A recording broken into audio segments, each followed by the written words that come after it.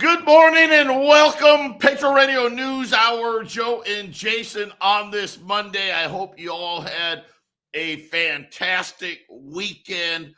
I know that I've been very much pulled into the Suns Nuggets basketball playoffs. I don't know if you've been watching it. Nikola Jokic, oh my God, this guy's amazing. Murray, we got Booker, Durant. It's been great. I loved basketball. I coached for, a long time. And this is some of the most, it's been incredible. These guys just playing at the highest level. And I know we don't really talk a lot of sports here, but, since I'm in Arizona, right? Jason's in Colorado. You got that natural little Arizona, Colorado thing going on. Tuesday night, it's all tied up 2-2 and Tuesday night back up in Denver. I was texting my buddies, Jason. I said, listen, we gotta win one of these on the road. I'm pretty sure that we're gonna hold home court, but the problem is the Nuggets have the advantage. Yeah, I used to watch sports a lot more. I'm not watching the basketball games, but I'm keeping track because I think the farthest the Nuggets have been is 10 wins, which means they won the first two rounds and only can win 2 games in the conference finals. They've never gone farther than that, and they're always beaten by the Lakers throughout 50, 80 years, whatever it is, all those years. So the Nuggets, I think, and I could be wrong, is this the first time they've ever been the number 1 seed, possibly? Yes, I've been looking at it. It is. That is exactly right. So the first time they've ever been the number 1 seed, and you kind of think about, the Suns have never won a championship. The Nuggets have never won a championship. And then the 2 teams on the other side of the bracket, the winner, it's either going to be Golden State or the Lakers. Yep. So, it naturally feels like it's going to be the Lakers and the Nuggets in that championship series, and either the Nuggets are going to get over it or it's going to be more of the same. That's what it feels like, but maybe the Suns mess it up. Well, I'm rooting for the Suns, and I know that my son, Joey's with us. Hey, listen, he's in Arizona. We're born and raised in Arizona, and I know I think Mom hooked you up with a Durant jersey, so I hope you're pulling for the Suns. Oh, we're pulling for the Suns, and I think all of my buddies down here in Chicago are tired of me yelling about Booker and Kevin Durant. And Jason, I'm sorry, but Suns and 6, where we're taking these next 2 away. I don't think the Nuggets lose 2 in a row at this point. It's at least going to go 7. If the Nuggets lose, it'll be in 7. That's how I see it. If the Nuggets lose, yeah, I would agree with that. It's the first one to win 3 games to get that home court advantage for Game 7, and I think whoever gets the 3 games first, they're probably going to take home the series. I mean, you just can't stop Jokic. 50 points last yesterday. He is just incredible to watch. The definition of a big man that we haven't seen in the league since probably Shaquille O'Neal. Yeah, it's been pretty fun. So there's your sports update here at the Patriot Radio News Hour, and the weather's been gorgeous here in the Valley of the Sun. Really, we haven't started the streak yet. Any day now, the streak where it's 100 degrees plus is going to start. And then we're probably going to go, I don't know, some ridiculous 100 straight days of 100 plus degree heat, but hasn't quite started yet. But I've been getting ready, training my body for the summer of golf and getting ready for the Heat Stroke Open that me and my buddies play every year. I'm taking it up a game now. This week, and a lot of hey, I've been losing weight, trying to get in better shape, take care of myself. I'm starting it is called an infrared sauna, where I'm going to be doing a 12-minute workout inside of an infrared sauna. I'm either, hey, listen, one of 2 things is going to happen. I'm either going to lose another 20, 30 pounds, or I'm going to be dead. One or the other, but I'm trying to get ready. I'm laser focused here. I think gold and silver are going to have a huge run. I got to get in shape for that. I know, Joey, you're trying to get everybody in shape for, hey, listen, get your money in a non-bank establishment. That's where Northwestern Mutual comes in. But the other thing, though, people kind of think, well, what's the difference if I have it with Joey or somebody else? It's always stocks and bonds, but you guys offer a lot more than just that.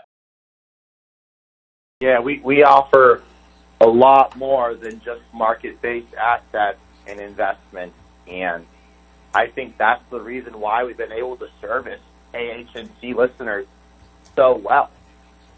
We fit the value proposition in terms of, hey, we work our butts off for these dollars. We don't want to see it go down. We want to make sure we're at least preserving our wealth and growing it, and we have some great tools to do just that. When you talk about things like life insurance, right? A lot of people, when they hear insurance, they run away. You can call it vanilla ice cream for all I care. When you look at how it works and how it complements an overall portfolio, it's a tremendous fit for a lot of people, while also being able to solve for long-term care needs, right? Being able to access the death benefit during your lifetime for things like that. I mean, the average monthly cost for assisted living is $8,000 a month. And that is one of the things that can just derail people in retirement. It doesn't matter how much you save. If that is something that happens to you and it goes on for 2 years, it's a lot of dollars in your portfolio. But we'll dive in a little bit more on the other things we offer outside the market after trade. We'll be back with more. Stay with us.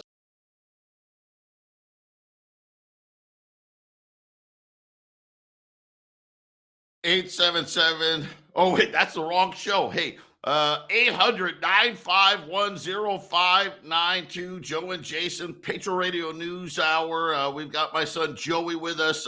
Joey's over at Northwestern Mutual, where we've been telling you, do not have that extra money in those banks. That is what Northwestern Mutual is. It is the best by far financial institution and it's not even a bank. And talking about other things besides these typical Wall Street, what I'll call stock and bond products, they've got it all, because they do the stocks, they do the bonds, but they've got all these other things.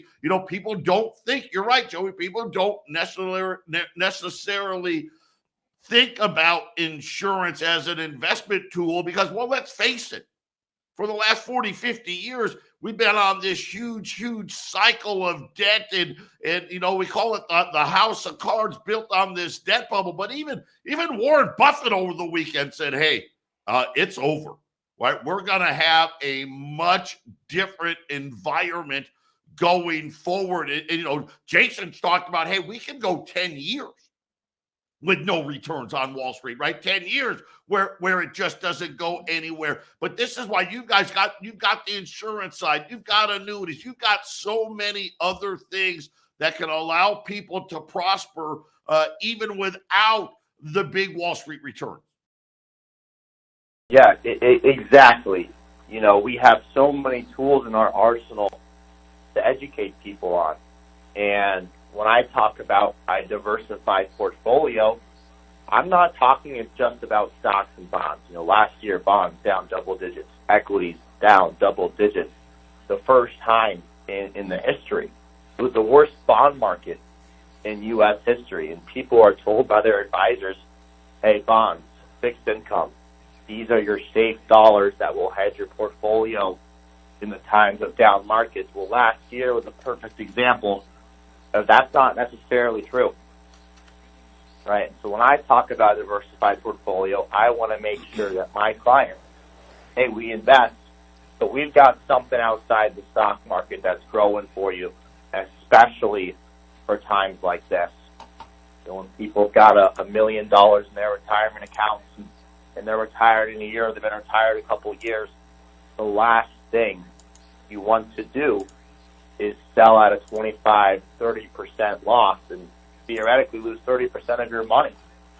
But if you're able to be set up with different buckets that are growing for you outside the market, it allows you to weather that storm. If it's 10 years, hey, making sure we've got 10 years of income in these other vehicles. And one thing that has been, I think, in my opinion, a phenomenal product if used correctly are annuities. Right? You get Social Security, we all pay into that. And a lot of people ask me, well, what's that going to be in the future? And to be honest with you, I do not know what it will be like. But quite honestly, when it was made and first established, you collected Social Security at 65. The projected living was supposed to be 67 years old. The government was only supposed to pay us out for 2 years before we croaked away. And as you've noticed, we're living a lot longer than that. Right? So annuities work in the same fashion. X amount of dollars per month, that's guaranteed to grow for you outside the market. And that's one thing we utilize for a lot of our clients entering retirement, is how do we make sure we've got consistent income on top of Social Security coming in.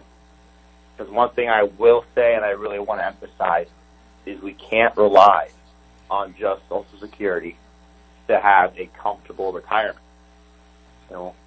So when we talk to people, we want to get a big picture and understand, hey, what exactly is going on, right? What are your assets? What does it look like? But most importantly, what is your vision for retirement?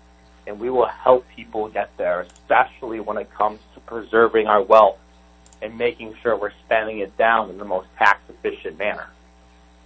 I know a lot of KHNC listeners are on the verge of retirement or in retirement. One thing a lot of advisors, especially wealth management advisors, don't pay attention to is the best way to withdraw your money in retirement.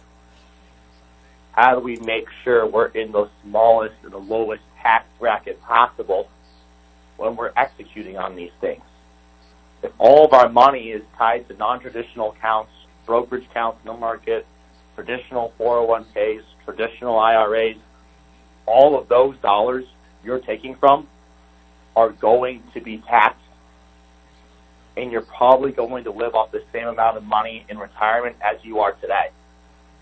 So how do we make sure, one, we're diversifying ourselves, but two, we're playing the tax game, and we're making sure Uncle Sam is getting the smallest bite of the pie. Historically, right now, we're in low tax income brackets. With this next election, things could change.